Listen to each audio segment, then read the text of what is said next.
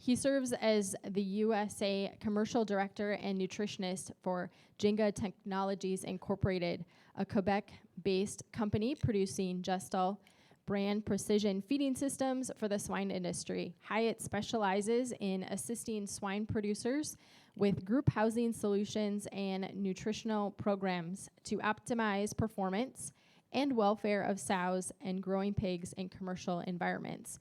And so today he's going to talk to us about balancing needs and versatility in new sow farm design. So with that, you may take it over. Thank you. Can you guys hear me okay? Great. Thanks for sticking around. I know we're getting towards the end of the day, so appreciate your attention, and hopefully I have a relatively data light presentation for you guys, which I don't know if that'll be good or bad for you, but hopefully we can keep your attention, and definitely want to present some interesting things that we see in the new sow farm construction side of things. I'll start by just reiterating, as Dr. Sheik told, I'm the U.S. Commercial Director for Jyga Technologies, so I'm a little bit biased here in this side of the equation towards the technology side of things. So we utilize that day to day in a lot of our customer base. And so I want to talk to you about some of the things that we see and also some of the opportunities that exist when utilizing those types of technologies, but also give some perspective on what we're seeing in some of the new constructions that have gone on in recent years. And much of this is based on firsthand experience, but backed up by peer-reviewed data where applicable. Wanted to use some analogies for us this afternoon to kind of keep things light, but I know it's the beginning of the NFL season for all of you Americans in audience, and some of you guys might be fantasy football buffs, and maybe not.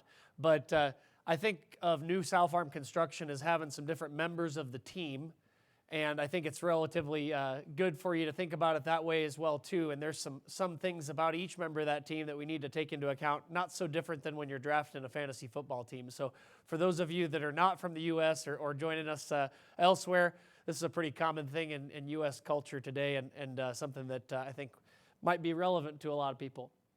So I want to start by just saying, hey, we got to pick out a good QB for our fantasy football team, right? Our quarterback. And a lot of people are prone to pick the greatest of all time, Tom Brady, right? I think most of you guys probably have heard of Tom Brady over the years. I think of Tom Brady as the equivalent of gestation stalls in new sow farm construction, okay? Gestation stalls have been around for a long time. They work pretty well. I think we get as good a performance as we can expect out of using gestation stalls. However, we're getting to the point now where Tom Brady might not be here forever, right? And I think that's maybe the analogy that is relevant to a lot of us in the industry when we're faced with new sow farm construction today. I think many of us are seeing the end of that era and recognizing that there are some different ways that we can house sows in gestation, and maybe gestation stalls aren't long for this world. And so with that, I think we need to be thinking about the other applications and what other options are out there, maybe some of the young up-and-coming quarterbacks that we can use in sow farm housing. Another point that I think is relevant to us as well today that's a little bit different than what might be expected is with raw material cost increases that we've had in the recent years due to COVID and other supply chain constraints, new gestation stalls are pretty costly. You know, we think of them as very space efficient. They still are, but we do have a lot of front alleys, back alleys, a lot of metal, and all of those raw materials do add up. So actually measuring them on an even footing with some of the other feed systems that are out there, they're oftentimes one of, if not the most expensive option in a raw cost. And I think many of us can agree that there's a lot of distraction from outside factors, much as there is in Tom Brady's life. For those of you following the NFL, I think we've got a lot of external forces that are putting a lot of pressure on us to try to find ways to move past gestation stalls, especially for at least the second half of gestation.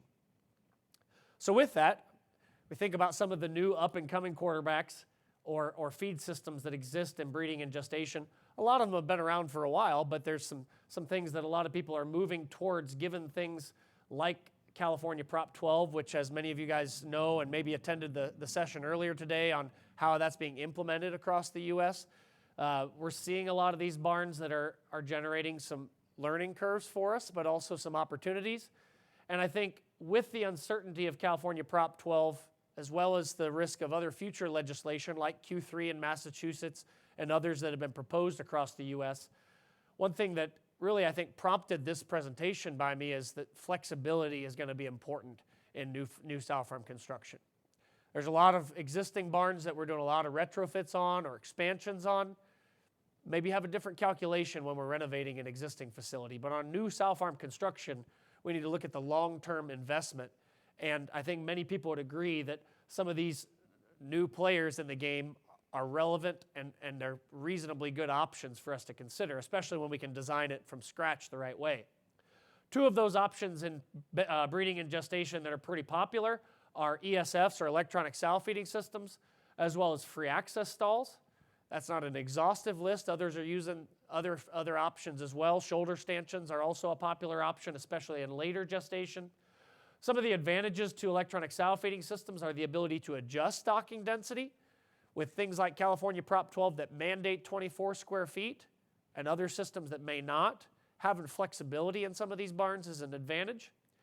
The ability to individually feed sows, not only for their allowance, but potentially their diet, is another advantage to electronic sow feeding systems.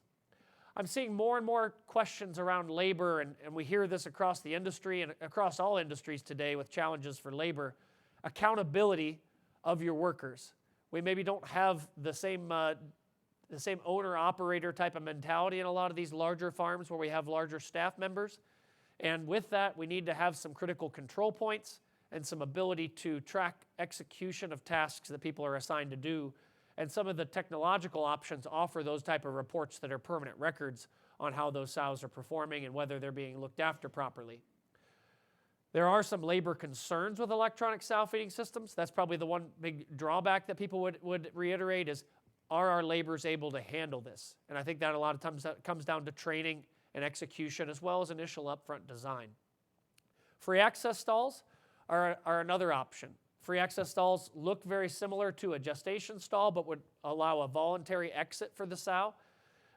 These are very popular, especially for the breeding area where we're artificially inseminating sows. Some people are keeping them longer than just the breeding event, but there are some, and labor advantages from that standpoint would be good. These are probably more expensive than a traditional gestation stall, and that's one downside, as well as some of the space utilization challenges that they have. They still take up the same space or more space than a traditional stall and still require additional alleyways. So both of these options are some of the more popular ones that we've seen on new sow farm construction in recent years, especially since Prop 12's been put on the table. But if we keep switching through some of our other members of our fantasy football team, the offensive line doesn't necessarily have a position in true fantasy football, but I think this one really goes hand in hand with the quarterback because we've got to make sure that our slat level staff are on board and tracking the same direction with us, right? We got to protect the quarterback, protect the feed system. And I think it's essential in today's world with all the labor challenges that we're having to design these farms for labor success. I think the larger the farms get, the more technologies, the more movement we have, we got to really think about not only how much are we moving animals around on these farms, but how much are we moving people? And how do we hold up the people's longevity so we can reduce turnover? I think some questions that often get brought up as we go through the barn design is, where is the office relative to the busiest areas of the farm? Can we position the office in a way that is close to the breeding area, close to the farrowing area? A lot of times I hear conversations about not wanting to take the sows too far from breeding to pen gestation to farrowing, and I still think there's truth in that.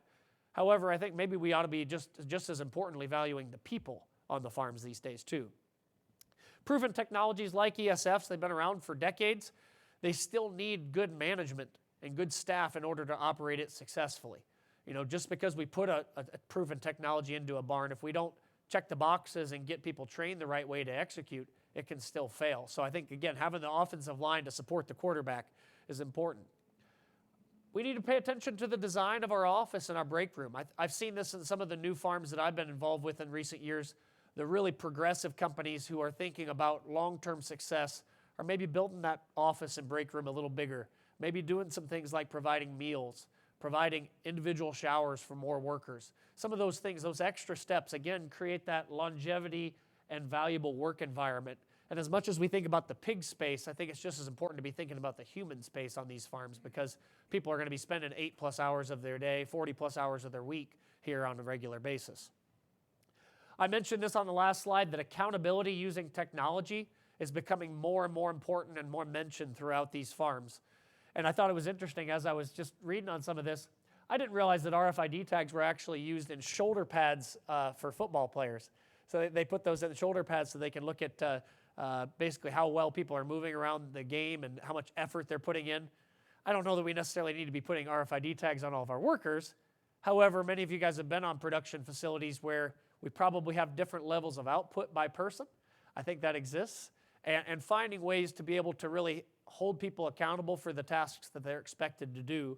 Some of the technologies are more and more coming available that can do some of this. And I hear this more and more in this sow farm design is, can we put critical control points in place so that at different junctures of the production cycle, we can make sure that we hold the responsible person accountable for the tasks that they're expected to do. Not just from a welfare standpoint, but from an execution and performance standpoint. I think that's becoming a bigger and bigger conversation, especially as we get into this world with less stalls. As we look at the next position in my analogy, the running back. I think the running back, I thought of probably matching up with farrowing the most effectively. Talk about the running back getting extra yards, and I think farrowing is an area that we've obviously placed a lot of focus on. It's the linchpin of the production cycle, but I don't know that we always get the most yardage out of our farrowing environments today. And as I look at these new farms that are going in, we see them getting bigger. And so I picked one of the biggest running backs in the NFL to match that. But we're looking at some of these crates that are now routinely 8x6, and now we're seeing even larger crates in some situations, and no crates at all in other situations where we're trying to pick more progressive, modern designs. I think this is one that is coming up more and more. We're designing these barns for Prop 12 and California type of gestation housing. Most people that are anticipating what's coming next recognize that farrowing is not going to go without criticism for some time. We're going to be facing that in farrowing as well. And so if you're going to invest in a brand new farm construction, maybe should we be thinking about bigger farrowing crate that is turnaround compatible down the road? I think so. I'd rather pay for it now than be forced to rip out mine in 5 years to put something in at that time. So at least designing it to where it's a width that's compatible with turnaround is, I think, important. I've seen more and more people, especially outside of the U.S., look to maximize space with taking that farrowing crate to the wall. If I've got a turnaround farrowing crate, I can open that up and unload the sow through the back alley. This depends on what your feed system is in the front of the feeder, but in this case, an automated feeder like this would prevent people from having to get in the farrowing crate to adjust feed. You'd be able to do it from a tablet or from a computer to manage that. So the space savings by taking out that front alley can actually help pay for the upgrade and crate design for turnaround farrowing crate, and likely the automated feeder as well, which has some other advantages. Just to kind of lay this out on a bigger picture scheme, this is a 2,500 sow farrowing house, 480 spaces. In a conventional design with a front and back alley to your farrowing crate, we had a total, this is from a builder, 36,926 square feet, or just under 77 square feet per farrowing crate. Both of these crates are 8x6, so the actual crate space itself is the exact same. If we take those crates to the front wall, many places in Europe, if you've been to Europe, you would see some similar design. We take out that 3-foot or a little over 3-foot front alley, and we can reduce that square foot per crate by about 12 square feet.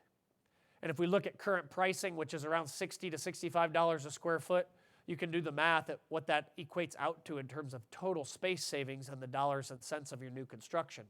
So certainly it's a different way of thinking about how we house these animals, but if we're already talking about the possible need or desire to have a turnaround farrowing crate, can we also maybe capture some savings benefits and play a little defense in that respect? To keep going on farrowing, another popular running back here, I think feeding these sows in lactation is really something that we've got to continue to challenge. I continue to be a little disappointed by seeing some of the feed intake profiles in some of our sows in lactation, and I have a lens into this because of the company I work for. We have a lot of farms that do have these feeders, but that benchmarking opportunity is something that I feel like a lot of systems are lacking at this point. Seeing a desired increase to improve. We've had a lot more systems across the U.S. that have reached out to us to better understand the value of automated feeders in lactation. I think not only feed waste and feed intake increases, the labor equation is probably the bigger question we get now more than actually just driving increased intake. We see more and more people that are trying to make sure that the variation that we find in our lactating sows can be reduced and narrowed up to the mean. And I think that's really where we see opportunities with some of these automation. No different than an ESF in gestation, we can find the outliers in our system, low intake sows or potentially sows that are wasting a lot of feed, and quickly react to them, and maybe not spend time on the sows that are doing exactly what they should be doing, which is usually 80–90% of your sows, focusing our labor on the problem animals. As we look, I believe both of our previous speakers talked about high feed costs being here to stay. I think that's continued. I think that's also probably a little bit of a reason why there's an increase in automated feeders as a way to control feed waste, because that's some areas that we've seen outside of the U.S. for some time. And until recently, the U.S. has been blessed with pretty low feed costs, but we're starting to see some of the challenges that we've seen across the world start to be at our doorstep as well.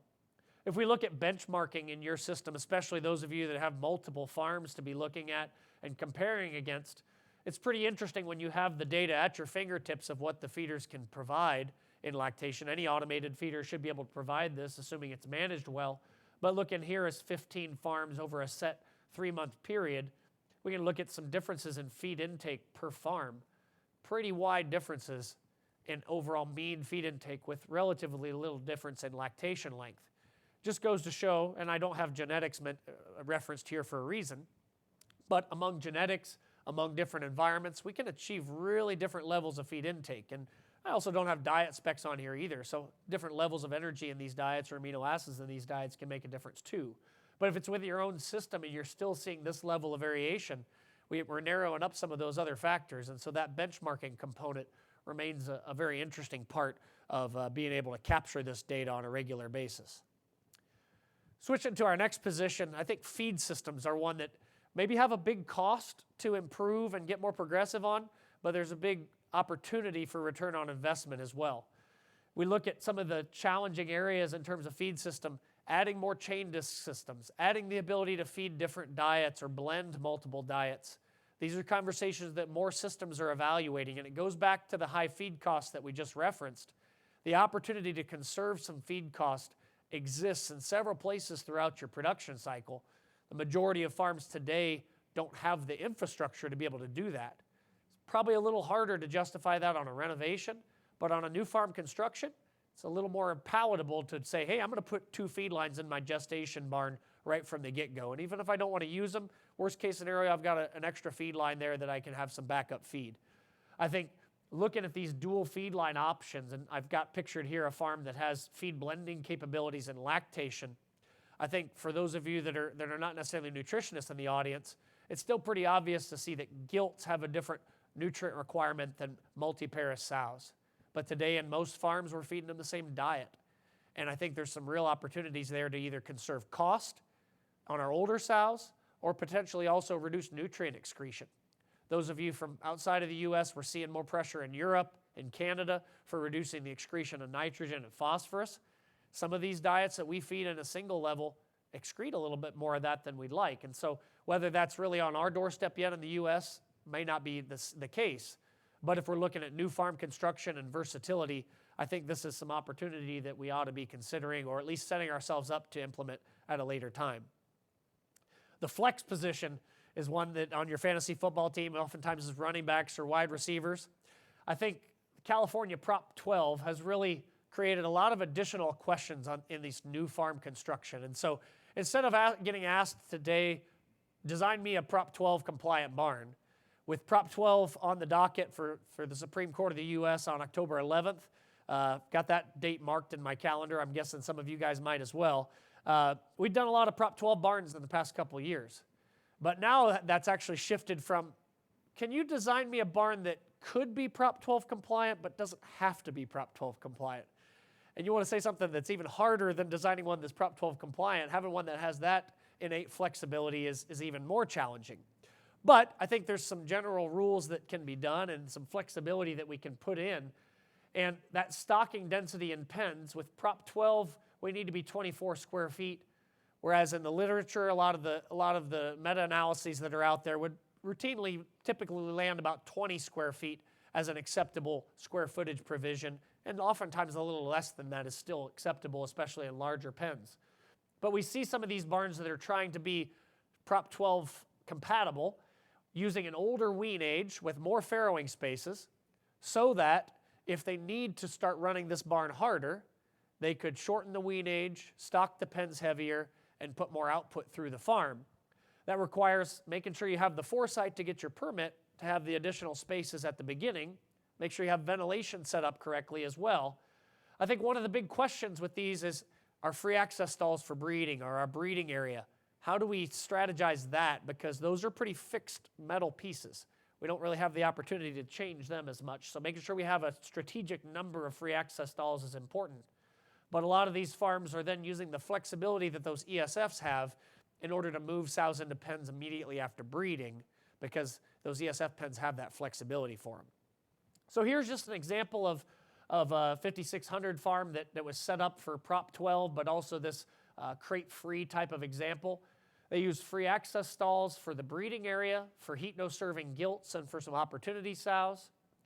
Then move sows immediately after breeding, and that's really important from a physiological standpoint to get them moved as quickly as possible and their groups formed into 63 head pens in an ESF environment. They use within pen hospital pens to try to keep hospital sows in those spaces. And then after preg check, they'll condense those animals down to their remaining group, in this case 56, in a more space-efficient pen for late gestation. The other advantage of this design is that this area here is where the majority of your labor is going to be focused, where you're breeding, you're heat checking, you're doing any rebreeds. That's all going to take place here in this side of the barn. And once the animals graduate to this end post-preg check, they probably should be pretty well trained on the ESF system. They should be compliant with Prop 12. We really shouldn't have to mess with these girls too much. So if we can, we'll try to position our office near the busy traffic area.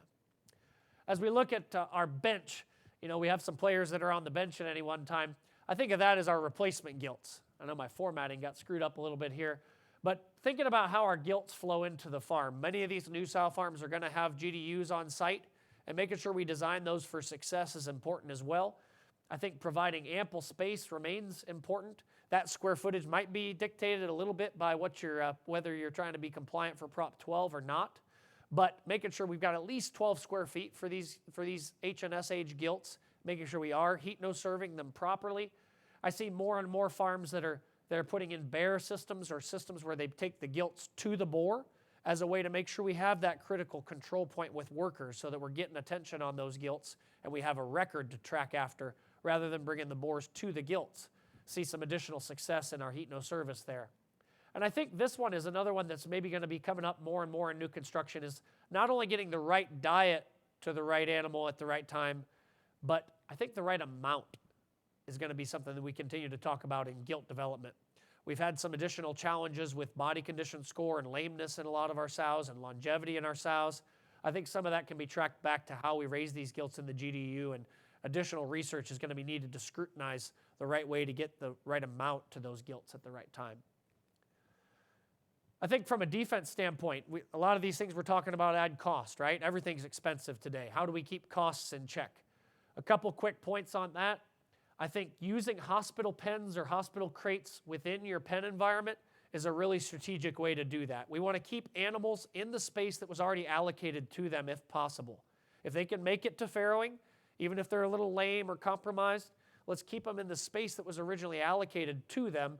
And it also helps from a work standpoint too. If I don't have to get help to go take this girl to a hospital crate or a hospital pen 500 feet, 1,000 feet, or a different barn away, if I can take her right in that pen to a hospital area, not only is it easier for me as a worker, but as a manager, my workers can't complain that they didn't have help.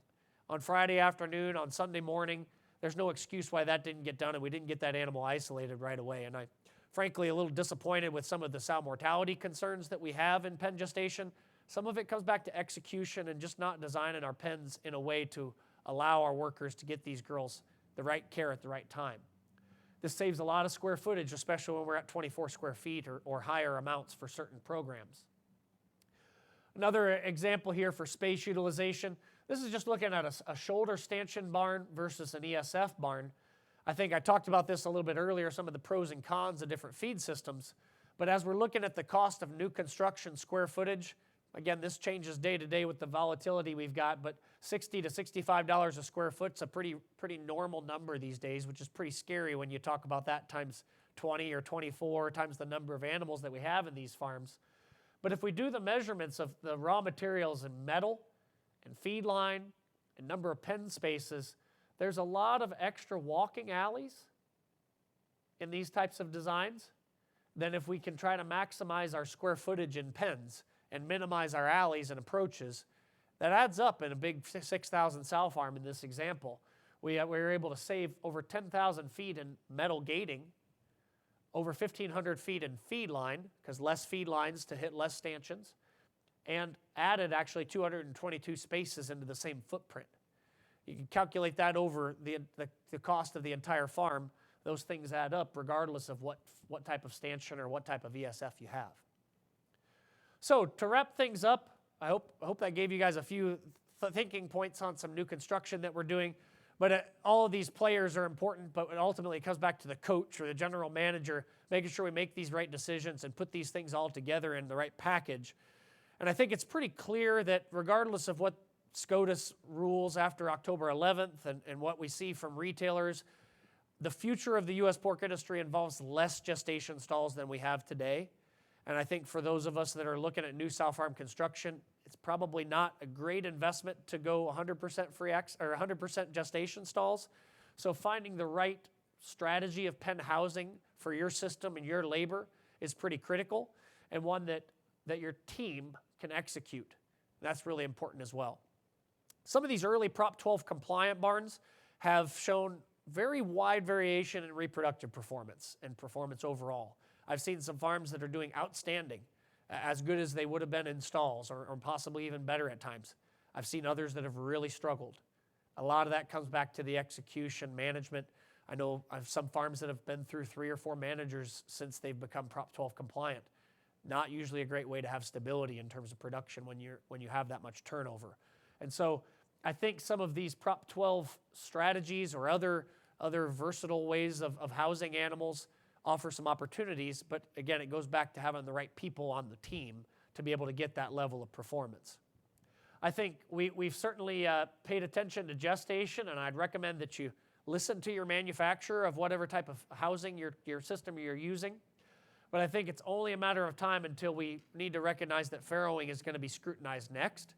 And although if you've got an existing facility and aren't getting any pressure, I wouldn't recommend any changes necessarily. But if you're building a new barn, I think you ought to take a really serious look at the size of your crate, the design, if it can be turnaround compatible. Even if you don't want to use it in a turnaround fashion initially, do you want to have one that is able to do so if and when you see an opportunity to get a premium?